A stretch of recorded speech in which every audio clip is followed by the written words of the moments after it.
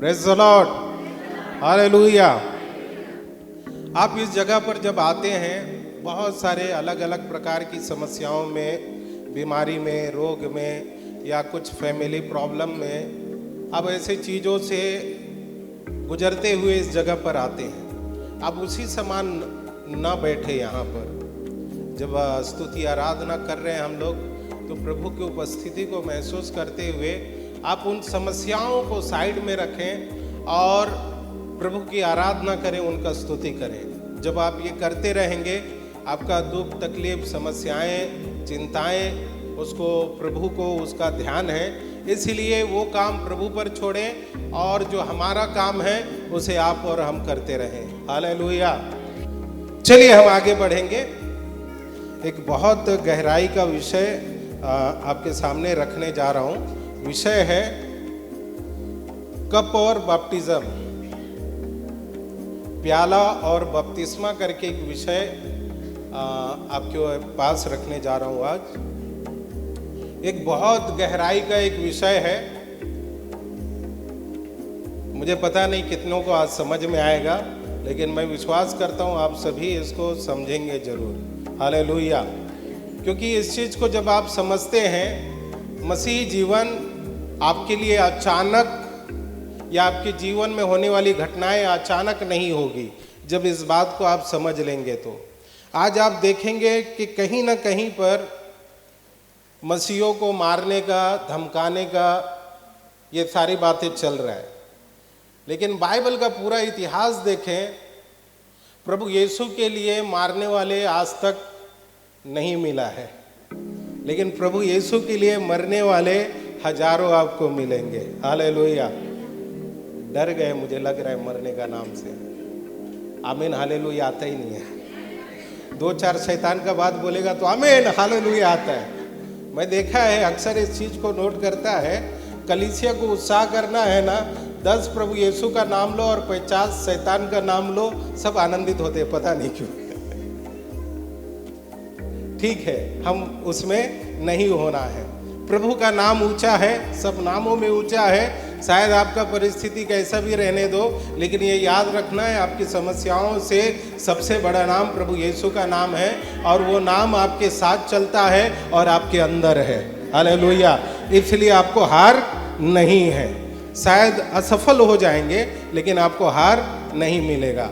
आपके सामने और आपके पास एक ही चीज है, वो है जीत, और जीत से बड़ा आपके लिए और कुछ नहीं है, क्योंकि प्रभु यीशु ने हमें सब दे दिया है। चलिए हम इस विषय पर आज अध्ययन करेंगे। आज हम पिता की पूर्ण इच्छा को स्वीकार करने में प्रभु यीशु का जो पीड़ा है, जो दर्द है, उस पर आज हम कुछ समय ध्यान करेंगे, मनन करेंगे। इसमें हम यह भी देख सकते हैं कि प्रभु यीशु मसीह का शिष्य या चेला बनने के लिए क्या करना पड़ता है।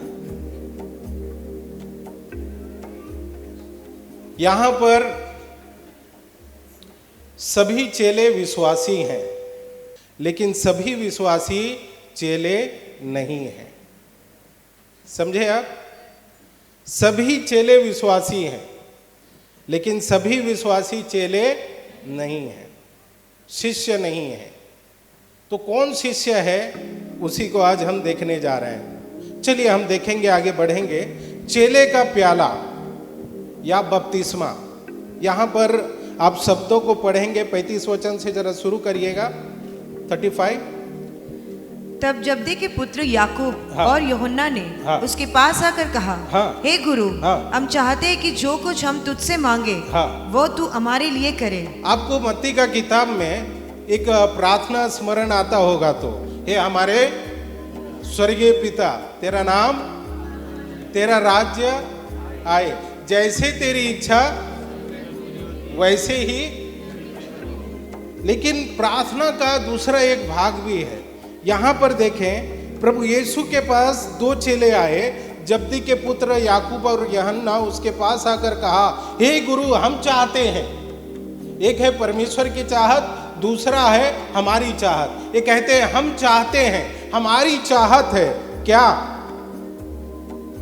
हाँ जी, क्या चाहत है? उसने उनसे कहा, हाँ, तुम क्या चाहते हो कि मैं तुम्हारे लिए करूं? यहाँ पर कहते हैं प्रभु हमारी एक चाहत है और वो चाहत तू हमारे लिए पूरा कर। प्रभु यीशु से चेले कहते हैं हमारा चाहत है, हमारा डिजायर है और हमारी चाहत को आप पूरी करें। आपके जीवन में परमेश्वर की इच्छा पूरी होना है या आपके जीवन में आपकी इच्छा पूरी होना है, ये चुनाव आपके पास है। आप अपने जीवन में परमेश्वर की इच्छा को पूरा करना चाहते हैं या अपने जीवन में अपनी इच्छा को पूरी करने चाहते हैं। यहाँ पर चेले प्रभु के पास आकर कहते हैं हम चाहते हैं कि तू हमारे लिए ये कर। हाँ जी, आगे देखिए, बहुत अच्छा है। उन्होंने हाँ, उससे कहा, हाँ, हमें यह दे कि तेरी 36। उसने उनसे कहा, प्रभु प्रभु यीशु चेलों से कहते हैं तुम क्या चाहते हो कि मैं तुम्हारे लिए तुम क्या करूं? चाहते हो कि मैं तुम्हारे लिए करूं? हाँ, आगे अब देखिए। उन्होंने उससे कहा, हाँ, हमें यह दे हाँ, कि तेरी महिमा में हम में से एक तेरे दाहिने और दूसरा तेरे बाएं बैठे। देखिए कहता है हम तेरी महिमा में, प्रभु का महिमा में एक दाहिने बैठना है, एक बाएं बैठना है, ऐसी हमारी चाहत है। कभी कभी ये क्या है मालूम है? कुर्सी का डिमांड है, चेयर का। चेले कह रहे हैं हमेशा यहाँ पर भी है, मनुष्य का ये स्वभाव ये है, मुझे ऐसा लगता है कि वे अपनी इच्छा को जाहिर करते हैं और अपने को जो चाहिए वो मांग के ले लेते हैं। यहाँ पर चेलों ने ऐसे ही किया। जब प्रभु आप अपनी महिमा में आए तो लेफ्ट और राइट हम दोनों भाइयों के लिए फिक्स, सरजू और राजू के लिए फिक्स, बाकी आप देख लो क्या करना है। 2 चेयर भी इधर फिक्स हमारे लिए, बाकी आपको क्या करना है करो। यहाँ पर देखो चेले कहते हैं आप अपनी महिमा में आए तो हमें अपनी महिमा में दाहिने और बाएं, लेफ्ट और राइट हमें बिठाना। और आगे यीशु ने उनसे कहा, हाँ, तुम नहीं जानते कि क्या मांगते हो। तुम नहीं जानते कि क्या मांग रहे हो। हम लोग सच में जानते नहीं हमारे जीवन के लिए क्या आवश्यकता है और प्रभु से मांगते रहते हैं, लोगों से मांगते रहते हैं। हमारा एक स्वभाव, ये मनुष्य का स्वभाव है मांगना। हमको पता नहीं है क्या मांगना है फिर भी मांगते रहते हैं। आपके और मेरे जीवन के लिए क्या आवश्यकता है वो प्रभु जानता है, लेकिन हम मांगते रहते हैं। बाइबल कहा है मांगो तो दिया जाएगा, लेकिन मांगो परमेश्वर आपकी इच्छा मेरे जीवन में पूरी होने दो। लेकिन हम कुछ चीजों को मांग मांग के लेते हैं। हमको पद चाहिए चर्च में, मांग के लेंगे, उनको देने दो, प्रभु को देने दो, क्योंकि प्रकाशित वाक्य में ऐसे लिखा है मैं तेरे स्थान से तेरे दीवट को हटा दूंगा। मतलब निकालने वाला और देने वाला बाइबल कौन है कहता है? परमेश्वर है। कलीसिया में एक स्थान देना परमेश्वर का काम है, कलीसिया से निकाल देना स्थान आपका, वो भी परमेश्वर का ही काम है। तो देने वाला परमेश्वर है, लेकिन हमारी चाहत बहुत खतरनाक है। मुझे ये चाहिए, मुझे ये चाहिए, मुझे वो दो, मुझे ऐसा करो, ये चाहत है। और ये भी चाहत ऐसे रख रहे हैं, खतरनाक चाहत है, चेलों का चाहत कि हमें आपकी महिमा में लेफ्ट और राइट बिठाना है। ठीक है, चलिए हम आगे बढ़ते हैं। हम अक्सर महिमा और जो परमेश्वर का सामर्थ है उसकी तलाश में जीवन बिताते हैं, उसका पावर चाहिए, इस चीज में हम जीवन बिताते हैं। हमें फेमस होना है, बहुत हमारा नाम होना है, चाहे चर्च में हो बाहर हो। इधर मुझे एक एक व्यक्ति जानना चाहिए, और नहीं जानना है तो बोलेगा जान ले राजू भार्गव कौन है। हम उनके अंदर डालते मुझे जान, और जानने के लिए कुछ भी करते हैं। 2 व्यक्ति को जाना जाता है, याद रखिए, एक जो अच्छा काम करता है उसको, दूसरा जो बुरा काम करता है उसको। तो ये 2 तरीके से एक इंसान फेमस होता है, चाहे कलीसिया की बात हो या बाहर की बात हो। आप बहुत अच्छा करें आप बहुत फेमस हो जाएंगे, एक तो आप बहुत बुरा करें आप फेमस हो जाएंगे। तो सब इसी चाहत में रहता है, फेम, उनका नाम फेमस होना है, उनको बड़ा स्थान मिलना है, वो बड़े स्थान पर बैठना है, और हमें एक बड़ा पोस्ट चाहिए। इस चीज के आकर्षण में रहते हैं और हम उसी प्रकार करते भी रहते हैं। लेकिन क्या हमने कभी सोचा है कि इसके पीछे कितनी कीमत चुकानी पड़ती है। चेले यहाँ पर आकर प्रभु यीशु से कह रहे हैं, एक दाहिने और एक बाएं बैठना है प्रभु, हमारा इच्छा है, हमारी चाहत को पूरा करो। और तो और ये चाहत के लिए एक वसीला भी था, एक वसीला था। आपको मालूम है इंग्लिश में क्या बोलेंगे? नहीं, और एक वर्ड है, हम जाकर बोलते हैं मेरा नाम बोल, मैं जाके बताऊंगा। ठीक है, आप, मुझे लगा आप सबको इंग्लिश आता होगा। ओके ठीक है, मैं आगे करता हूँ। आइए बुक ऑफ मैथ्यू चैप्टर 20, 20 अध्याय, उसका 20 से जरा पढ़ते जाइए। 20। तब जब्दी के पुत्रों की माता ने, हाँ देखो उधर और एक आ गए वसीला लेके। एक नहीं चलता है, दूसरा भी चलता है। हाँ देखो आगे। तब जब्दी के पुत्रों की माता ने, हाँ जब्दी का पुत्र याकूब और ये दोनों की माता वहां पर आ गई साथ में, और अपने पुत्रों के साथ यीशु के पास आकर प्रणाम किया और उससे कुछ मांगने लगी। प्रभु यीशु के पास अपने दोनों पुत्र को लेकर आकर मांगने लगी। हाँ, उसने उससे कहा, तू क्या चाहती है? तू क्या चाहती है? वो उससे बोली, यह वचन दे कि मेरे ये दो पुत्र, ये वचन दे। प्रभु को कह रहे, मतलब हम बोलते हैं ना, माँ की कसम खा, बहन की कसम खा, कसम खा। प्रभु को वही बोल रही हो औरत आकर, क्या कहती है? ये वचन दे कि मेरे ये दो पुत्र, मेरे ये दो पुत्र सरजू और राजू, सॉरी राजू और सरजू, हाँ, तेरे राज्य में एक, तेरे राज्य में एक तेरे दाहिने, एक तेरे दाहिने और एक तेरे बाएं बैठे, एक बाएं बैठे। मेरी माँ सरस्वती आके कह रहे, ऐसा वचन दे मुझे कि एक बेटा मेरा दाहिने, एक बेटा बाएं बैठे। आपको मालूम है ये औरत पता नहीं क्या मांग रही है, अनजाने में। ये बहन अनजाने में क्या मांग रही है उसको पता नहीं है, लेकिन इसके पीछे जो प्रभु यीशु कीमत चुकाने वाले थे और उसका क्या कीमत है वो जब्दी की माता को पता नहीं, ये दोनों भाइयों को भी पता नहीं है। और इस प्रकार इनका सोच है और इनका डिमांड है तीनों का। चलिए हम आगे बढ़ेंगे 35 टू ऑनवर्ड, फिर पढ़िए मार्क 10। तब जब्दी के पुत्र याकूब और यूहन्ना ने उसके पास आकर कहा, हे गुरु, हम चाहते हैं कि जो कुछ हम तुझसे मांगे वो तू हमारे लिए करे। उसने उनसे कहा, तुम क्या चाहते हो कि मैं तुम्हारे लिए करूं? उन्होंने उससे कहा, हमें यह दे कि तेरी महिमा में हम में से एक तेरे दाहिने और दूसरा तेरे बाएं बैठे। यीशु ने उनसे कहा, तुम नहीं जानते कि क्या मांगते हो। जो कटोरा, वहां पर एक गहरा उत्तर है प्रभु यीशु मसीह का। इन दोनों को कहता है, तुमको मालूम नहीं तुम क्या मांग रहे हो।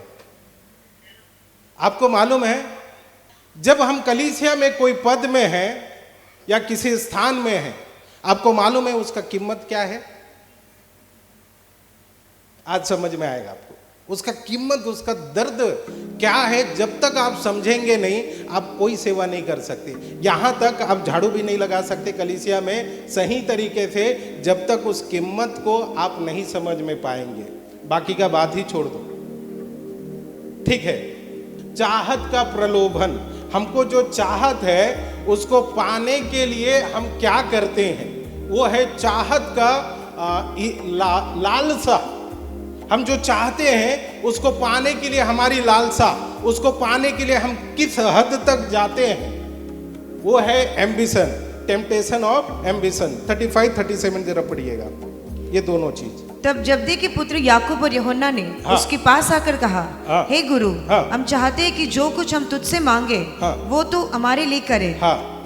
उसने उनसे कहा, तुम क्या चाहते हो कि मैं तुम्हारे लिए करूं? बस 35, 36, 37 पहला पॉइंट डालिए जरा उसमें।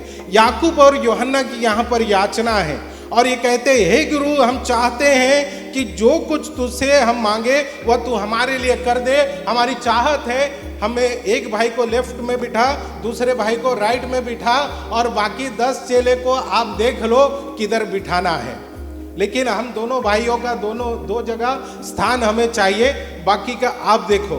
यहां पर एक चीज और है, स्वार्थीपना। हमारे जीवन में बहुत ज्यादा स्वार्थीपना के कारण हम हमारे बारे में ही सोचते हैं, उधर 12 शिष्य और हैं, 12 चेले और हैं, लेकिन हम क्या सोच रहे हैं? मेरे बारे में, स्वार्थी बना। आप उस कीमत को जानते नहीं, इसलिए आपका डिमांड है, क्योंकि आपका चाहत है, आपकी इच्छा है, आपका प्रलोभन है, आपके पास एक टेम्पटेशन है जो आपको फंसाने के लिए लेकर जा रहा है।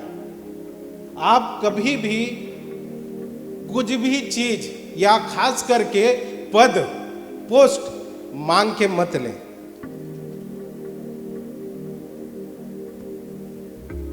आपको परमेश्वर देने दो। जब परमेश्वर देता है, आदर देता है, परमेश्वर देता है, सम्मान देता है।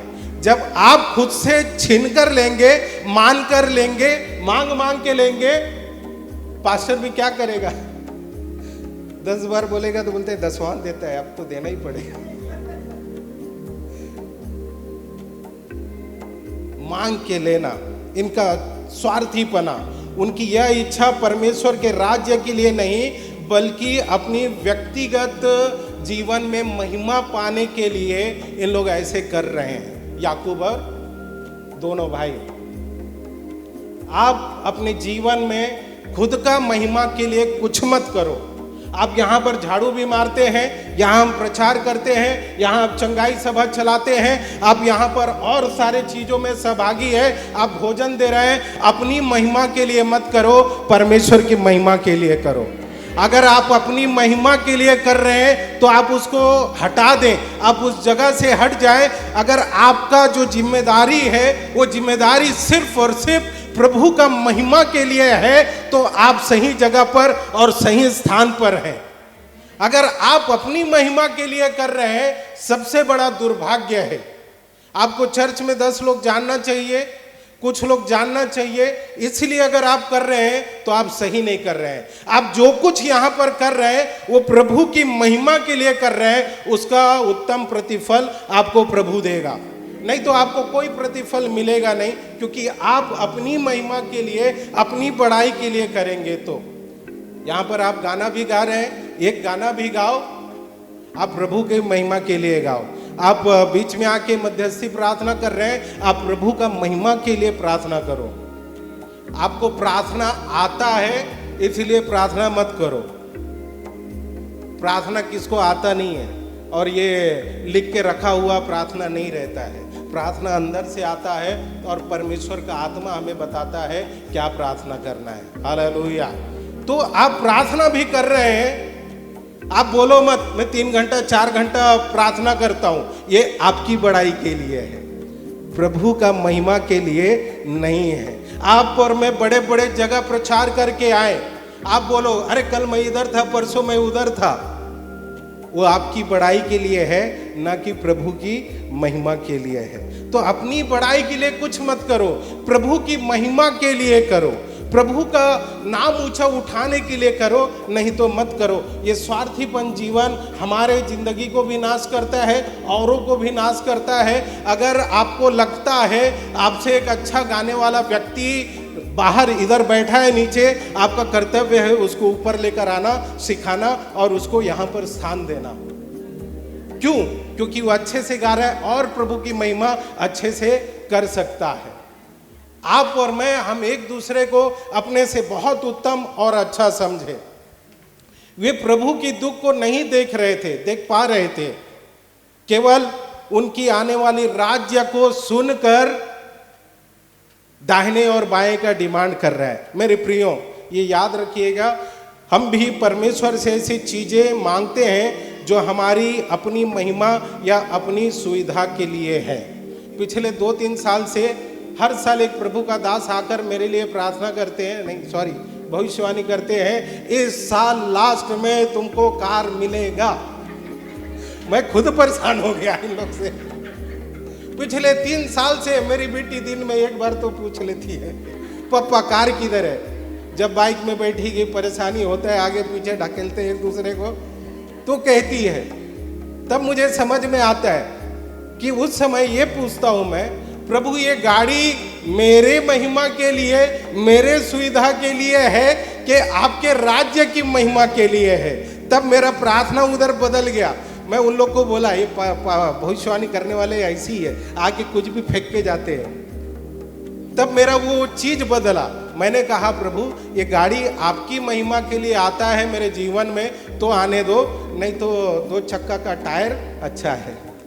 मेरी साली भी पीछे पड़ी रहती है, ले लो गाड़ी ले लो, ठीक है। तो हमारे जीवन में जो कुछ है वो प्रभु की महिमा के लिए और प्रभु की राज्य के लिए आए, वो उत्तम है। चलिए आगे बढ़े। इसके बजाय कि हम परमेश्वर की इच्छा और उनके राज्य को छोड़ हम बाकी चीजों के लिए नहीं करना है। हम भी कई बार आत्मिक आशीषों के लिए केवल प्रार्थना करते हैं, मुझे चंगाई का वरदान चाहिए, मुझे अन्य भाषा का वरदान चाहिए, मुझे प्रोफेसी चाहिए। इन चीजों के लिए हम उपवास और प्रार्थना करते हैं जैसे हमारा आने वाला है। लेकिन वो उपवास और प्रार्थना, वो मांग क्या आपकी बड़ाई के लिए है कि इधर आजू बाजू में सब राजू भार्गव को जाने कौन है ये? हमारे पास जो गिफ्ट है, जो दान है, जो वरदान है, वो सिर्फ और सिर्फ प्रभु का महिमा के लिए होना चाहिए। तो हम सही तरीके से आगे बढ़ रहे हैं, ठीक है। चलिए हम भी आगे बढ़े। आपको मालूम है 2000 साल पहले, करीबन 2000 साल पहले प्रभु यीशु ने गतसमनी में प्रार्थना किया। वो दुख का प्रार्थना था, वो कष्ट का प्रार्थना था। आप ध्यान दें वो कैसा प्रार्थना किया प्रभु यीशु मसीह ने गतसमनी के बगीचे में। उनके सामने एक प्याला था जो पीने के लिए जा रहे थे। जरा पढ़िएगा 10:38। यीशु ने उनसे कहा, हाँ, तुम नहीं जानते कि क्या मांगते हो। हाँ, तुम नहीं जानते क्या मांगते हो। जो कटोरा मैं पीने पर हूँ, जो कटोरा प्रभु कहता है मैं पीने पर हूँ, क्या तुम पी सकते हो? क्या तुम पी सकते हो? आपको सच्चे ईमान से यहाँ पर एक बात बताता हूँ। पहला 2 साल मैं प्रभु से भागा पास्टर नहीं बनना है करके, लेकिन जब पास्टर बनने का चाहत अंदर आया, बहुत अच्छा लगता है। सच्चे ईमान से बोलता हूँ, इससे बड़ी खुशी कुछ नहीं लगता है। लेकिन जब आप दुख, तकलीफ, प्रॉब्लम, समस्याओं, दिन रात, पानी, धूप, ठंडी, ये सब से जब गुजरोगे, ऐसा लगता है विश्वासी का जीवन अच्छा था। ऐसा मैंने कई बार सोचा है, क्योंकि आपको धूप में भी फोन करेंगे तो भी आपको जाना ही है। आपके लिए कोई धूप छांव मायने नहीं रखता। एक पास्टर के लिए आप कितना ठंडी में रहो, आपके पास रेनकोट रहे ना रहे, आपको जाना ही है। जब कॉल किया तो बारिश है, बारिश कितना भयंकर रहे, सामने वाले व्यक्ति को बारिश से कोई लेना देना नहीं रहता है, उनको उनकी समस्याओं से लेना देना रहता है। उस समय पास्टर को क्या करना पड़ता है? भागना ही पड़ता है, और नहीं गया तो आते ही नहीं।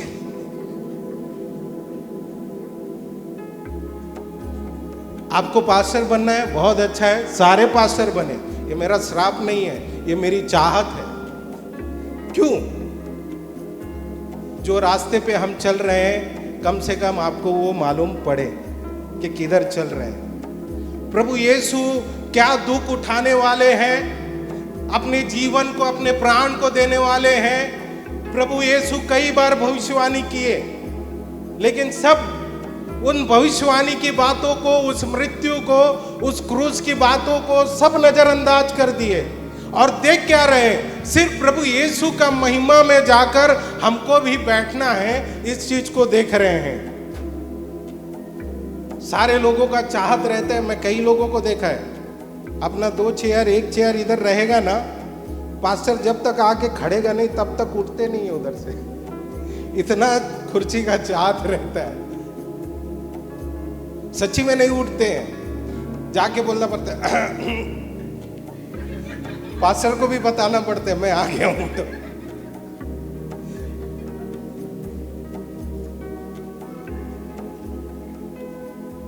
प्रभु यीशु जो प्याला पीने जा रहे थे, जो कटोरा जो पीने जा रहे थे, वो एक आसान कटोरा नहीं था, लेकिन इनका चाहत था कि हमें भी दाहिने और बाएं बैठना है। प्रभु को एक बड़ी आत्मिक पीड़ा गतसमनी के बाग में हो रहे हैं, लेकिन चेलों को उनसे कोई लेना देना नहीं है। चेलों को सिर्फ महिमा में बैठना है। पीड़ा को प्रभु को उठाने दो, हमको महिमा में बैठना है। प्रभु का शरीर उस समय ऐसा टूटा कि उनका उस प्रार्थना में उनका पसीना लहू के समान निकला। इस प्रकार की पीड़ा में है, चेले सो रहे हैं, चेले आराम कर रहे हैं, चेले नींद में हैं। प्रियो, हमें परमेश्वर को धन्यवाद देना चाहिए कि प्रभु ने आपके और मेरे लिए ऐसी मृत्यु को स्वीकार किया, ऐसी भयानक मृत्यु को स्वीकार किया जो आप और मैं उसे नहीं सह सकते। आप और मैं उस भयानक मृत्यु में जाना आपके और मेरे लिए बहुत मुश्किल हो जाएगा, लेकिन प्रभु यीशु ने दे दिया। इसलिए आप प्रभु यीशु की पीड़ा को, आपका और मेरा जो छुड़ौती के लिए प्रभु यीशु ने जो दाम दिया है, उसको सही तरीके से आप नहीं समझेंगे, तब तक आप प्रभु को प्रेम नहीं कर सकते।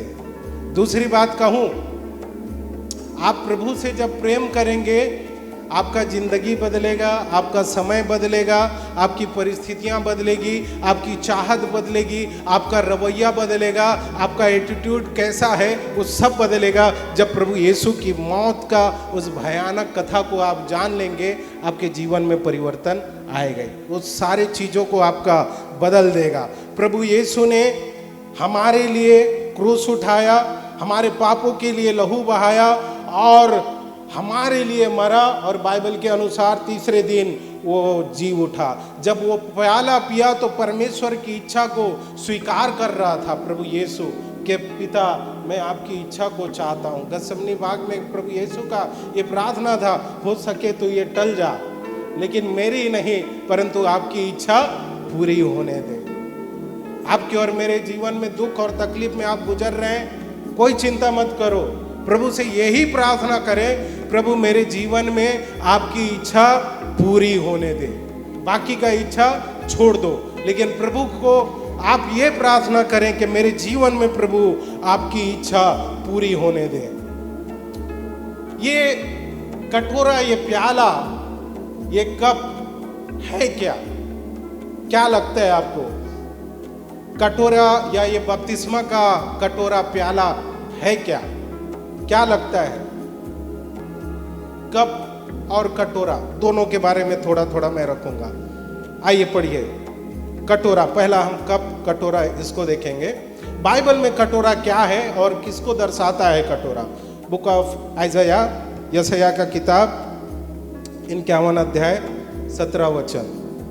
हे यरूशलेम, हाँ, जाग उठ, खड़ी हो जा, तूने यहोवा के हाथ से उसकी जलजलाहट के कटोरे में से पिया है। हाँ, तूने कटोरे का लड़खड़ा देने वाला हाँ, मद पूरा पूरा ही पी लिया है। हाँ, जितने लड़कों ने उससे जन्म लिया उनमें से कोई न रहा हाँ, जो उसकी अगुवाई करके ले चले। बस बस बस, यहाँ पर ये कप कटोरा दिखाता क्या है?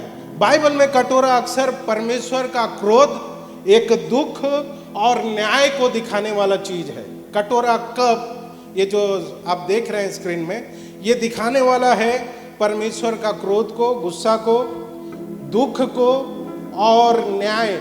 इन तीनों चीजों को ये कटोरा बताता है। अब बाइबल में पढ़ेंगे प्रकाशित वाक्य में तो कटोरे का कई सारा वर्णन किया है। Book of Jeremiah chapter 25:15। Israel के परमेश्वर यहोवा ने मुझसे यो कहा है, मेरे हाथ से इस जलजलाहट के दाखमधु का कटोरा लेकर मेरे हाथ से जलजलाहट के दाखमधु का कटोरा लेकर उन सब जातियों को पिला दे जिनके पास मैं तुझे भेजता हूँ। अब बुक ऑफ आइज़ाया फिर आइए 51 उसी का 22।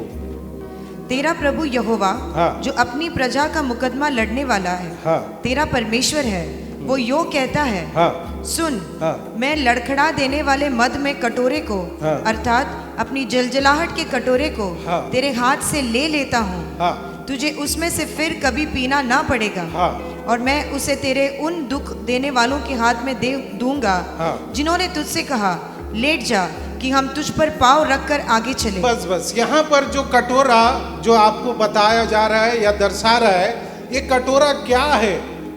कटोरा न्याय का प्रतीक है, कटोरा दुख है। हमारा एक गीत है, आपको मालूम है, दुख का कटोरा अगर मेरा प्रभु मुझे तो खुशी से लेकर पी लूंगा, या हालेलुया गाऊं सदा। सच में बोलेगा ना तो कटोरा हमको नहीं चाहिए दुख का। ज्यादा करके प्रभु यीशु के पास आने वाले लोगों का चाहत यही रहता है कि हमारे जीवन से सारे दुख दूर हो जाए, सारे दर्द दूर हो जाए, हमारे घर में छप्पर फाड़ के आशीष का अपरंपार वर्षा होते रहे। ये चाहत से ज्यादा लोग प्रभु के पास आते हैं। लेकिन दुख का कटोरा किसको नहीं चाहिए, चाहत नहीं रखता है। जो दुख, जो दर्द, जो तकलीफ, जो परमेश्वर का क्रोध, परमेश्वर का न्याय जो आपके और मेरे जीवन में आया था, उस सब को प्रभु यीशु मसीह कलवरी क्रूस पर उठाया है। ये आप और मैं किसी के लिए उठा नहीं सकते, लेकिन प्रभु यीशु मसीह ने आपके और मेरे लिए उस कटोरे को, जो परमेश्वर का क्रोध था सारे मानव जाति के लिए, जो परमेश्वर के ऊपर, परमेश्वर से आया हुआ हमारे जीवन का क्रोध का, उस कटोरा को प्रभु यीशु मसीह ने पिया। इसलिए प्रभु यीशु ने कहा, जो कटोरा मैं पीने पर हूं उसे तुम नहीं पी सकते। कोई मेरे लिए यहां पर मरेगा? नहीं मरेगा। मुझे बीमार भी देख लिया, डॉक्टर बोला इसके पास जाओ मत और बीमारी फैल जाएगा। सच्ची बोलता हूँ, हम अपने जान को बचाने के लिए जाएंगे नहीं। मैंने आंखों से देखा हुआ बात बोल रहा हूँ। उसके लिए बहुत सारे हमारे पास बहाना रहेगा, बहुत सारे तर्क वितर्क रहेगा, और इस दुनिया के हिसाब से वो सही भी रहेगा। लेकिन आप और मैं उस व्यक्ति के लिए अपना जान देने के लिए जाना बहुत मुश्किल है। शायद आप और मैं, प्रभु यीशु ने जैसे कहा चेलों को, तो पतरस ने कहा, प्रभु सब छोड़ के जाए तो जाए, मैं नहीं जाऊंगा। ऐसा बोलने वाले मैं तो खुद हूं, आपका पता नहीं। लेकिन समय बताता है कौन प्रभु से कितना प्यार करता है, कौन प्रभु को छोड़कर जाता है, कौन प्रभु के पीछे चलना छोड़ देता है। मेरे प्रियो, जो प्रभु जो कटोरा पिया, जो दुख और दर्द को जो उठाया प्रभु ने, वो आप और मैं वो ले ही नहीं सकते, वो उठा ही नहीं सकते। आपको मालूम है एक चेले ने क्या कहा अनजाने में? जरा पढ़िए 10 अध्याय का 10:38। यीशु ने उनसे कहा, हाँ, तुम नहीं जानते कि क्या मांगते हो। हाँ, जो कटोरा में पीने पर हूँ, हाँ, क्या तुम पी सकते हो? हाँ, और जो बपतिस्मा, हमारे साथ ये चेलों ने ऐसा क्यों कहा मालूम है? पढ़िए जरा, पढ़िए। और जो बपतिस्मा में लेने पर हूँ, हाँ, क्या तुम ले सकते हो? हाँ, उन्होंने उससे कहा, हाँ, हमसे ये हो सकता है। हमसे क्या हो सकता है? हो सकता है। चेलों ने प्रभु यीशु के बात पे उत्तर दिया और कहा ये हो सकता है। ये मत्ती 20 अध्याय में आइए, उधर और थोड़ा अच्छा तरीके से इसको लिखा है।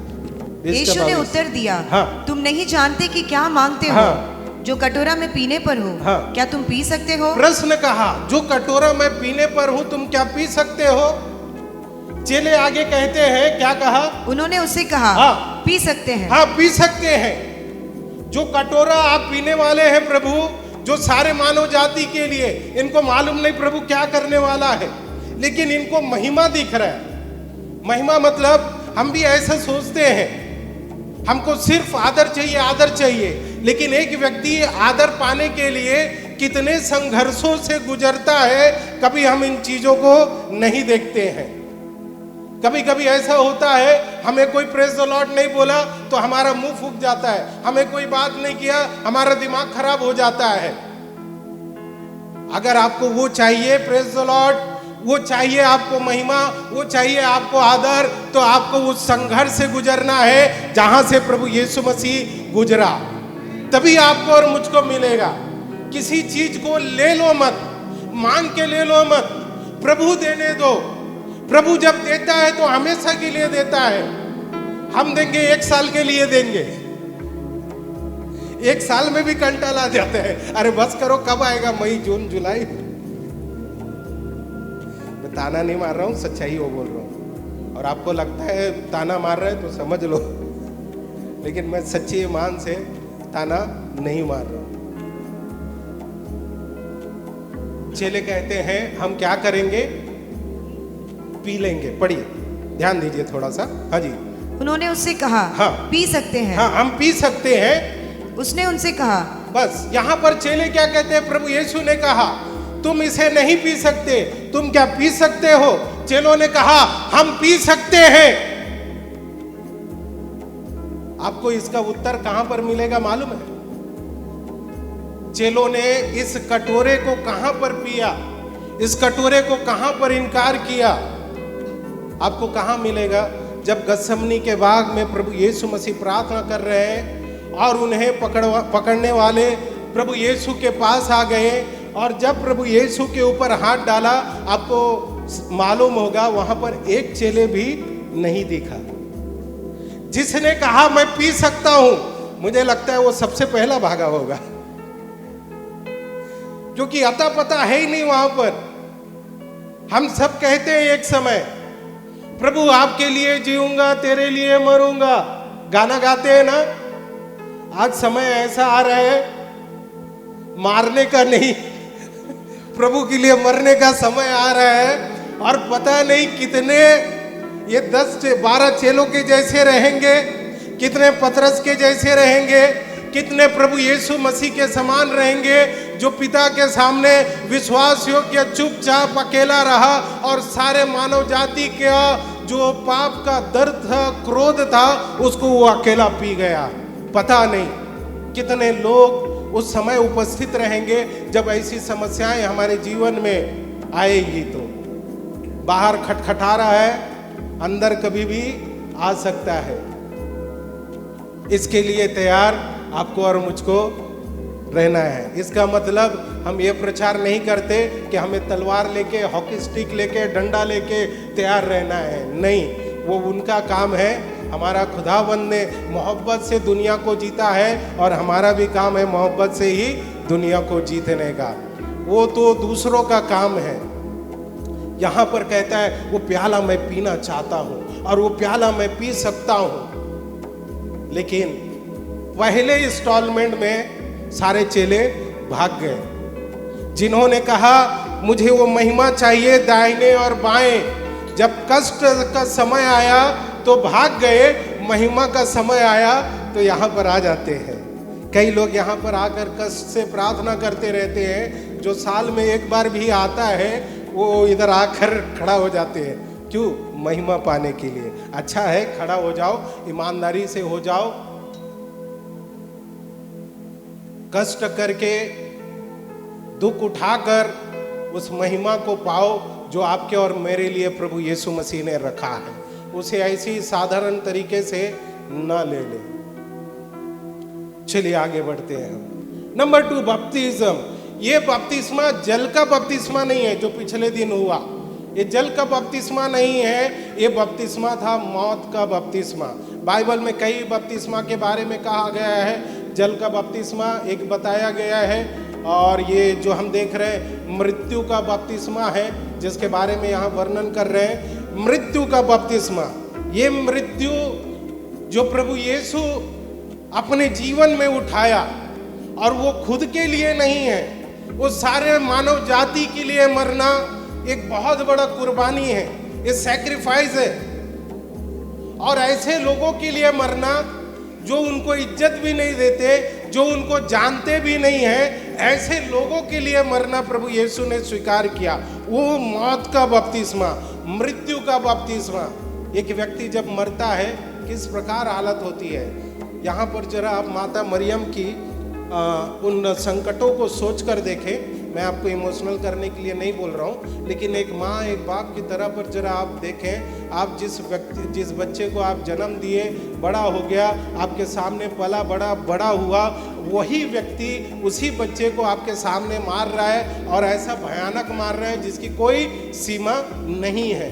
माँ अपनी आंखों से देख रहे हैं, कुछ कर नहीं पा रहे हैं। मुझे बस ऐसे ही लगता है उनका हालत ऐसा कलेजा फटने के जैसा होता रहेगा, लेकिन कुछ कर नहीं पा रहे हैं। वही बेटे का दफन को देख रहे हैं, उनको दफनाया जा रहा है करके देख रहे हैं। और खुशी की बात तो ये था वही बेटे को तीसरे दिन मृत्यु में से जीते हुए भी देखा। हालेलुया। चेलों का आत्मविश्वास था, हम पी सकते हैं, हम कर सकते हैं, प्रभु आपका दुख हम उठा सकते हैं। चेलों का आत्मविश्वास था, लेकिन ऐसा कर नहीं पाया। लेकिन प्रभु यीशु ने आगे एक शब्द कहा, वो मैं आप सभी को कहता हूं, अपने आप को भी पकड़ के पढ़िए जरा, 10 अध्याय 38 से आगे। यीशु ने उनसे कहा, हाँ। तुम नहीं जानते कि क्या मांगते हो। हाँ। जो कटोरा में पीने पर हो, हाँ। क्या तुम पी सकते हो। हाँ। और जो बपतिस्मा में लेने पर हो, क्या तुम ले सकते हो। हाँ। उन्होंने उससे कहा, हमसे हो सकता है। हाँ। यीशु ने उनसे कहा, जो कटोरा में पीने पर हो तुम पियोगे, और जो बपतिस्मा में लेने पर हो उसे लोगे। हाँ। पर जिनके लिए तैयार किया गया है उन्हें छोड़ और किसी को अपने दाहिने और बाएं बैठना मेरा काम नहीं है। उसने उनसे कहा, यहाँ चेलों ने बात किया, चेलों ने कहा हम पी सकते हैं, फिर आगे। हाँ जी। उसने उनसे कहा, हाँ, प्रभु यीशु ने कहा, तुम मेरा कटोरा तो पियोगे। तुम मेरा कटोरा तो पियोगे। जितनों ने यहाँ पर कहा है कि प्रभु मैं तेरे लिए जीऊंगा, तेरे लिए मरूंगा, तेरे पीछे चलूंगा, उस सब के लिए एक कटोरा रखा हुआ है। और मेरी चाहत है वो 12 के समान शुरुआत में ना बने, लेकिन वो 12 जैसे अंत में बने, वैसे इस कलीसिया के सब लोग बन जाए। क्या बने, अब आगे सुन लो। हालेलुया, आमीन तो बोला। हाँ जी। तुम मेरा कटोरा तो पियोगे। जल्दबाजी नहीं करने का, हाँ और आमीन हालेलुया बोलने, ठीक है। तुम मेरा कटोरा तो पियोगे, पर अपने दाहिने और बाएं किसी को बैठाना मेरा काम नहीं है। हाँ। पर जिनके लिए मेरा पिता की ओर से तैयार किया गया, जिसके लिए मेरे पिता की ओर से तैयार किया गया है, उन्हीं के लिए है। उन्हीं के लिए है। ये कटोरा कौन पी सकता है? जिनके लिए मेरे पिता ने तैयार किया है। आपको मालूम है इसमें से सबसे शहीद चेले में से कौन हुआ था? याकूब है, जेम्स। पहला शहीद याकूब है, पहला कटोरा पीने वाला व्यक्ति याकूब है। पहला शहीद हुआ, पहला मौत को स्वीकार किया प्रभु यीशु के लिए, वो याकूब है। आप प्रेरितों के काम में आप पढ़ सकते हैं, पहला शहीद, पहला उस कटोरे को पिया।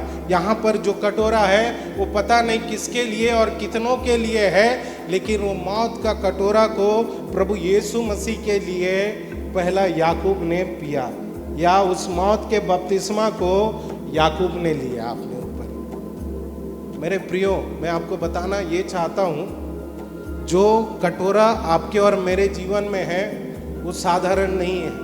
वो दुख, तकलीफ, त्याग से भरा हुआ है, परेशानियों से भरा हुआ है। आज आप देखें लोग ऐसा कह रहे हैं कि मसीह लोगों को, पास्टर लोगों का सैराट कर दो, ऐसा भी बोल रहे हैं। सैराट बोलेगा तो, लेकिन बाइबल का इतिहास उठाकर देखो, प्रभु यीशु के पीछे जितने लोग चले हैं उसमें से एक व्यक्ति ने अपने लिए तलवार उठाया नहीं है, परंतु हर एक व्यक्ति जो प्रभु यीशु को गहराई से जिन्होंने जान लिया है, वो अपना जान देने के लिए, अपना प्राण देने के लिए खुशी खुशी निछावर कर दिया है। उसमें से पहला व्यक्ति था चेलों में याकूब, जिसने उस कटोरा को पी लिया। मेरे प्रियो, ये कटोरा आपके और मेरे जीवन में भी है। मुझे पता नहीं ये कटोरा प्रभु ने किसके लिए तैयार किया है, लेकिन आपका विश्वास परखा जाएगा, आपका विश्वास की बातें आपको बोलना पड़ेगा, और उस समय पता नहीं ये कटोरा किसके भाग में आएगा या किसके हिस्से में आएगा, लेकिन परमेश्वर उनके लिए कटोरा तैयार करके रखा है। इसलिए प्रभु की बातों का न इनकार करते हुए आगे बढ़ें। ये जब बोले कि हम पीते हैं, मैं पीना चाहता हूँ, हम पी सकते हैं, वह अज्ञानता में बोल दिए, सच्चाई पता नहीं था। जैसे कहा ना, पास्टर बनने का हमारा चाहत रहता है, और जब पास्टर बन जाते हैं तो बोलते हैं विश्वासी अच्छा था। पास्टरों के जीवन में कष्ट बहुत है, और मैं भी थोड़ा इन दिनों में थोड़ा दिमाग लगाया। मैंने अपना हिस्सा थोड़ा कलीसिया के एल्डरों में बांटना शुरू कर दिया। प्रभु का धन्यवाद, वो भी उठा ले। मैं जो कुछ करता है बोल के करता है, मैं बोला हम मिल के उठाएंगे, लेकिन जो मेरा हिस्सा है तो मुझे तो उठाना पड़ेगा। ठीक है, चलिए तीसरी बात मैं आगे रखता हूं।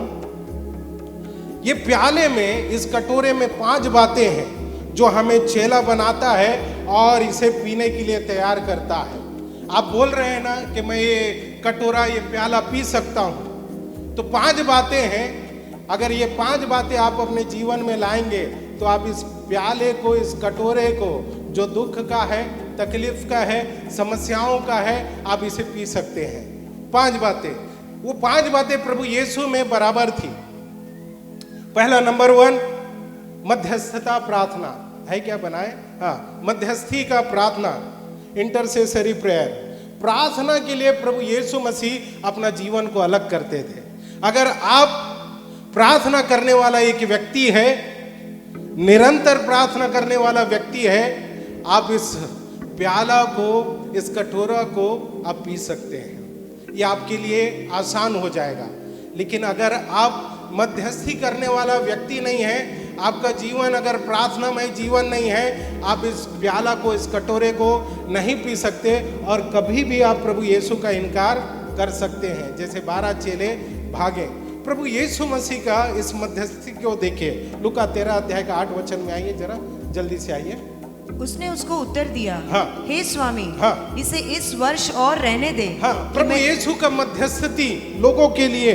प्रभु यीशु हमेशा, आप देखो, लोगों के लिए मध्यस्थी करते रहते हैं, प्रार्थना करते रहते हैं।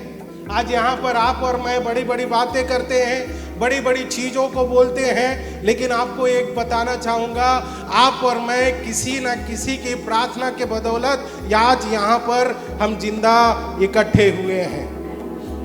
आपको क्या लगता है, कई लोगों को मालूम है, तेरा प्रभु है तो घर की समस्याओं को क्यों नहीं ठीक किया?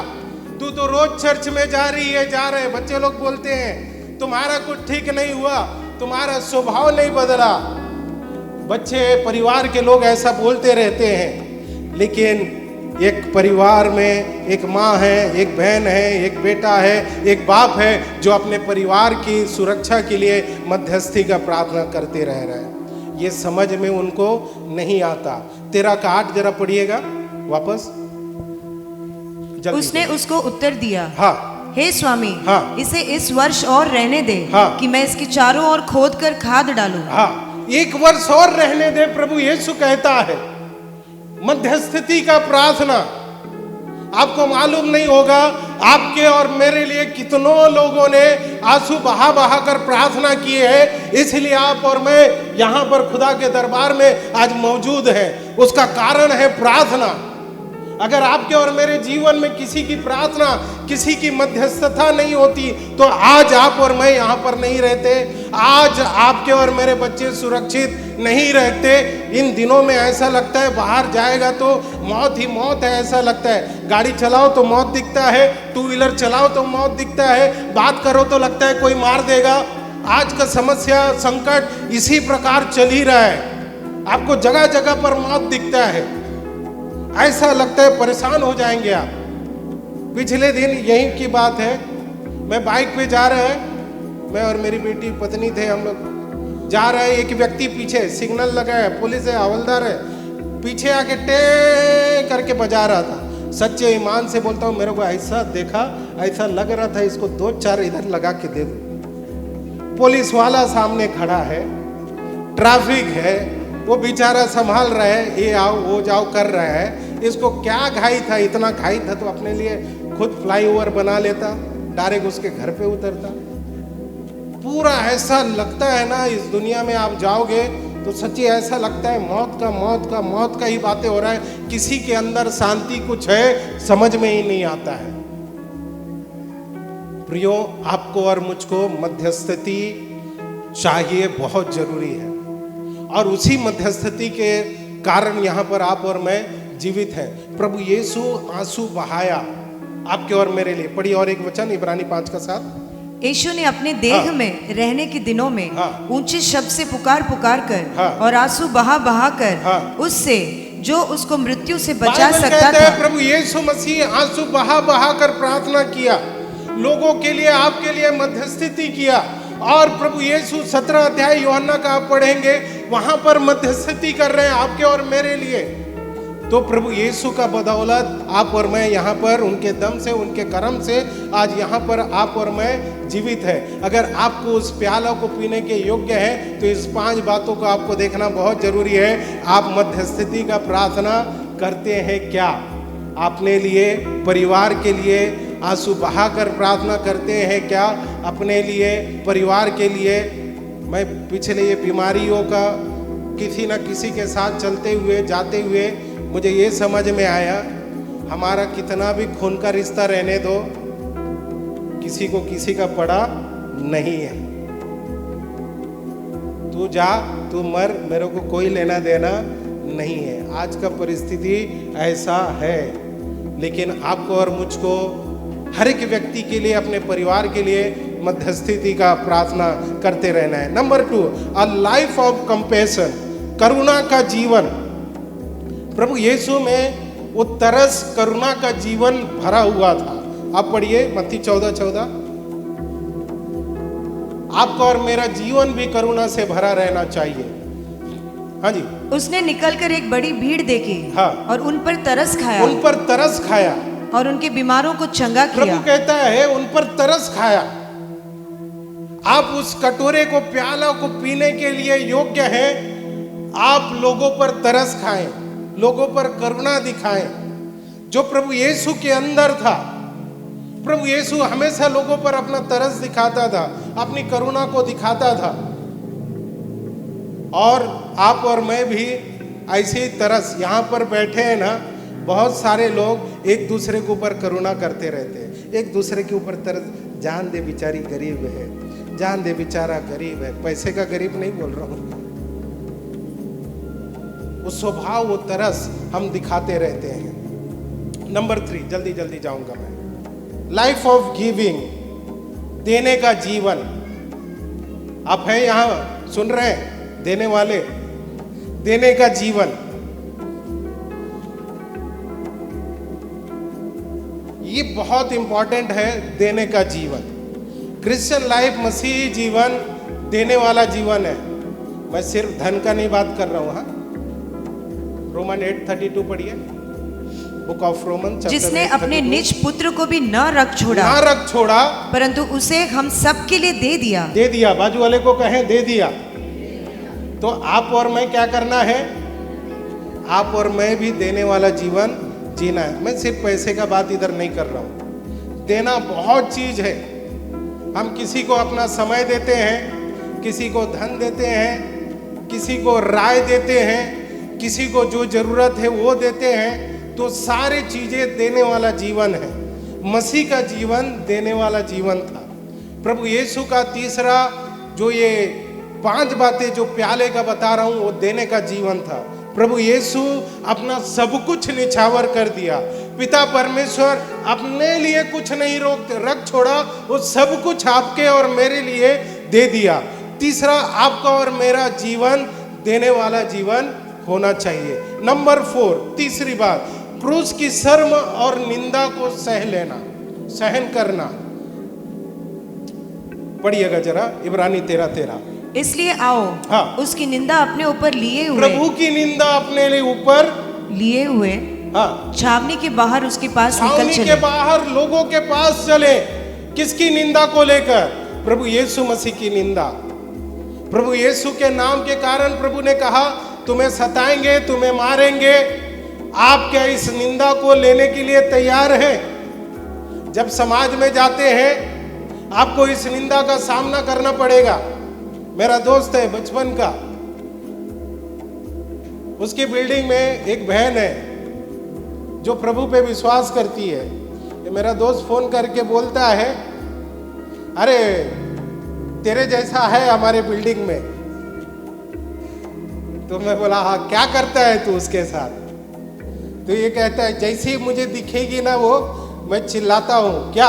मेरा यीशु, यीशु, मेरा यीशु। वो बहन का बिल्डिंग से उतरना इसने खराब कर दिया। वो बहन पहले 2-4 लोगों को प्रभु के बारे में बताती थी, बोलती थी, लेकिन अब इसका निंदा के कारण उसने बोलना बंद कर दिया है। मेरा दोस्त मेरा भाई भी जानते हैं उसको, हमारा बचपन का दोस्त है। वो कहता है तुम लोग यही करते हैं क्या? बोला हम भी उसी में का है, हम भी यीशु यीशु वाले हैं, वो हमारा ही बिरादरी का है। बोला तू सता मत उसको, नहीं तो और एक सताने वाला तेरे पीछे पड़ गया तो तुझे भारी पड़ेगा। बोला सता मत। और मैंने कहा तू जितना सताएगा तो उतना जल्दी प्रभु के पास आ जाएगा। तो तू चुन ले क्या करना है, वो तेरे ऊपर है। छोड़ा नहीं, वो जिसको देखेगा सीधा चिल्लाता है मेरा यीशु यीशु मेरा यीशु। तो वो निंदा को लेकर आप क्या जीने को तैयार हैं? तेरा वापस पढ़िए। एक दो बार थोड़ा इसलिए आओ, हाँ। उसकी निंदा अपने ऊपर लिए हुए, हाँ। छावनी के बाहर उसके पास निकल चले। हाँ, हाँ। छावनी के बाहर क्रूस की शर्म और निंदा को लेकर बाहर चले। और ये शर्म एक ऐसा चीज है जो प्रभु की बातों को, प्रभु के कार्य को रोक देता है। ध्यान से सुनिए, कुछ आपको दिखाने वाला भी। कई बार ऐसा देखा है, मैं भी होटल में गया है, जाता भी है, और प्रभु नहीं आएगा तब तक बीच बीच में जाते भी रहेगा होटल में खाने के लिए। मैंने वहाँ एक चीज देखा है, टेबल में बहुत सारा खाना आ जाता है, तो एक चीज बोलते प्रार्थना करो ना। होटल में कोई जल्दी प्रार्थना नहीं करते, क्यों? शर्म आता है। हम लोग भी कभी कभी कई पास्टर लोग हम जाते हैं तो अच्छा सब वेटर लेके आता है, और क्या चाहिए सर, ऐसा बोलते हैं। तो सोचते हैं ये जाए तो हम प्रार्थना करें। एक शर्म, प्रभु के नाम की निंदा को हमको उठाने में बहुत तकलीफ होता है, शर्म आती है प्रार्थना करने के लिए। कितने लोग होटल में गए, जरा ईमान से बताए। मैं गया हूँ, मेरी बेटी भी गई है, हाँ मेरे साथ ही गए हैं।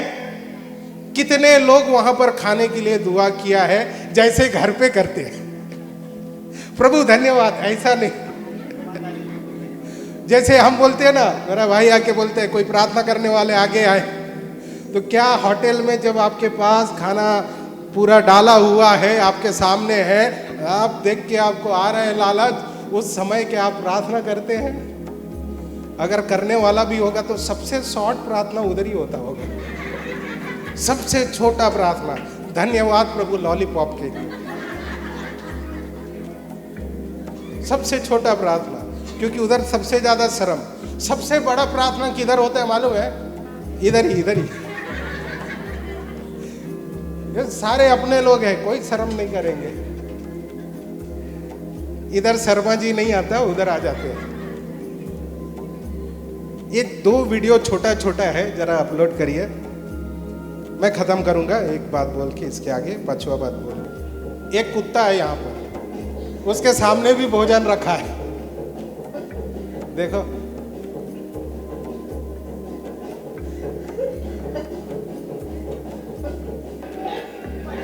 इसको पहचानते हैं?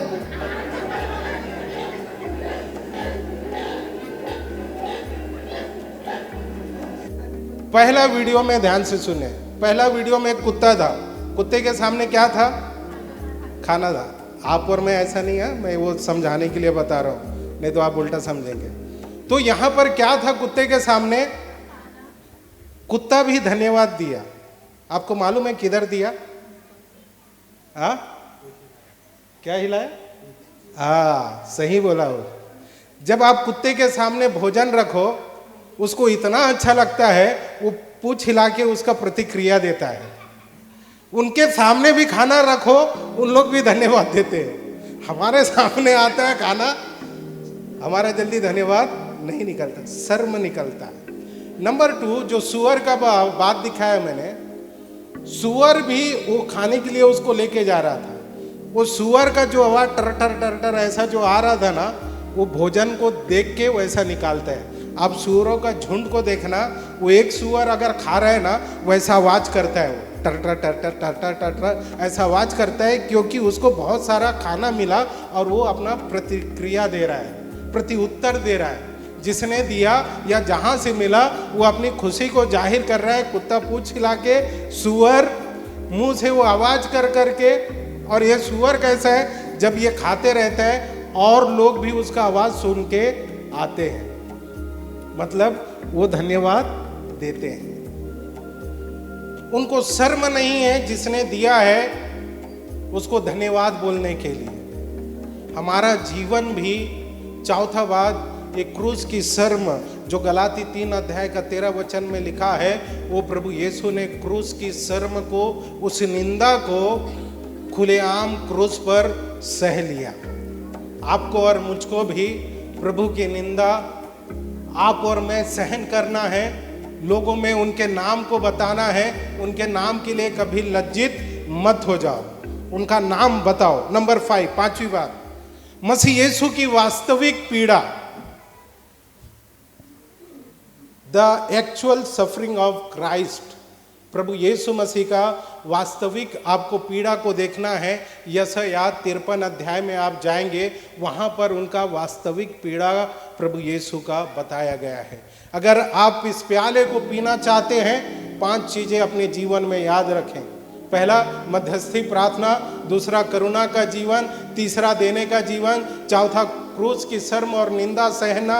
5वां, मसीह में वास्तविक पीड़ा को जानना।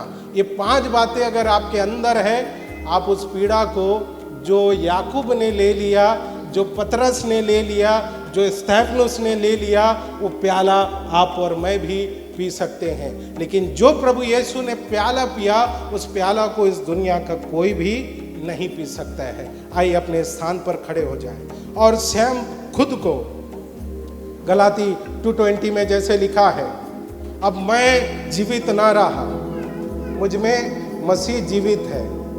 अपनी आंखों को बंद करें, अपने आप को प्रभु के चरणों में सौंपें। कप और प्याला और बपटिज्म, इन बातों को हम देख रहे थे। वो प्याला क्या है? मौत का बपटिज्म, मौत का बपतिस्मा।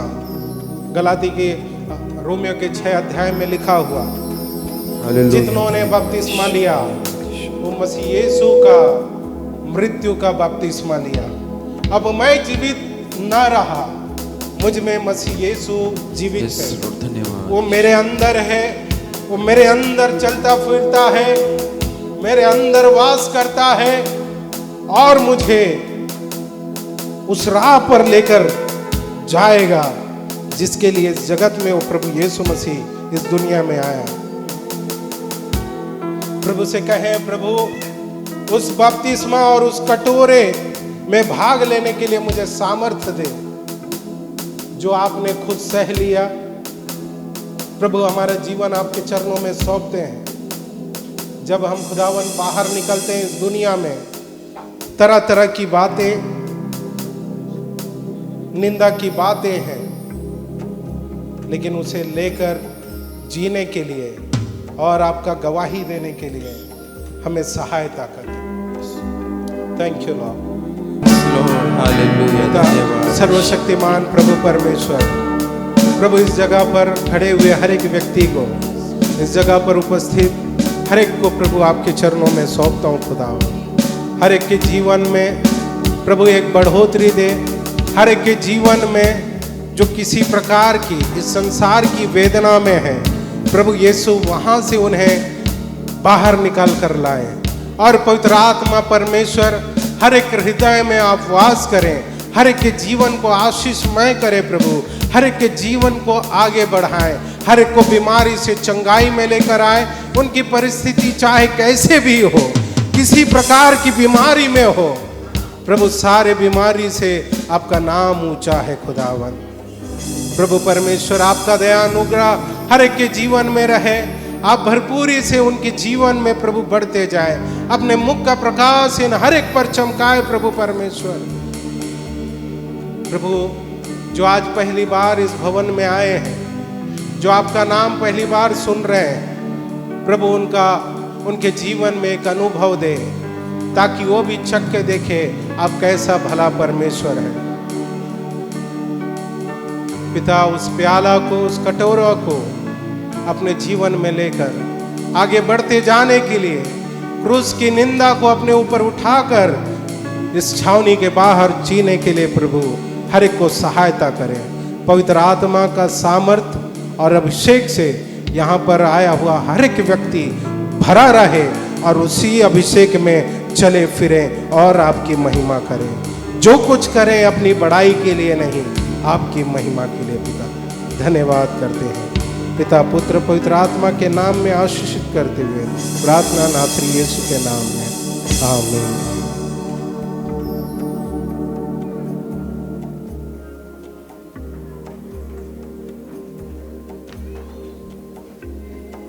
Praise the Lord. हम अपनी जगह पे बैठ के अपने आंखें बंद रखें। जो बातें हम एक घंटे तक सुन रहे थे, एक बार रिवाइंड करेंगे 2 मिनट के लिए। परमेश्वर ने 2 चीज़ बोला, मैं जो कटोरा पीने वाला हूँ, मैं जो बपतिस्मा लेने वाला हूँ, बैप्टिज्म ऑफ सफरिंग, उसमें डूबने वाला था। उसको शुरुआत से ही पता था वो बात। हम सब जब समस्या आएगा तो तभी चिल्लाना शुरू कर देते हैं। 12 उम्र में जब महीना में आया, बकरों को भेड़ों को बलि चढ़ाते थे, परमेश्वर को पता था एक दिन मेरा नंबर आएगा।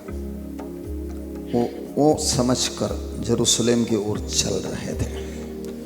गत्सेमने बगीचे में उसको गिरफ्तार करने वाला था करके उनको पता था, यूदास आने वाला करके पता था, इसलिए गत्सेमने की ओर चला, सफरिंग को स्वीकार कर दिया।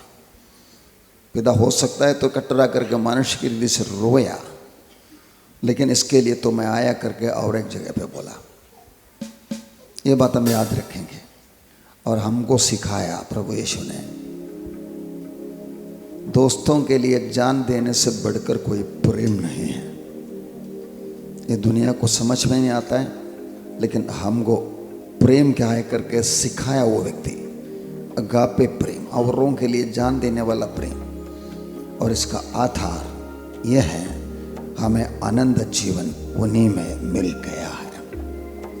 इसके वास्ते हम सब्र कर सकते हैं। आनंद जीवन मिल चुका है हमें, इसलिए हम अपना जान देने के लिए, इसलिए प्रभु ने बोला जो अपने मेरे लिए जान खोएगा वो बन पाएगा, जान बचाने को कोशिश करेगा वो खोएगा। सत्य ही है, प्रभु ने करके दिखाया। इसलिए प्रियो, हम भी अपना जीवन प्यारा ना समझे और ये बात हमारे अंदर आ गया, मेरा जान, मेरा जिंदगी औरों के लिए, तो हम उनके लिए प्रार्थना करने के लिए भी दिल हो जाता है। अय्यूब ने दोस्तों के लिए प्रार्थना किया, उसको 2 गुना आशीष दे दिया, दोस्तों को भी छुड़ाया। ये दुनिया के लिए मध्यस्थी करने के लिए भी प्रभु ने हमें खड़ा कर दिया है।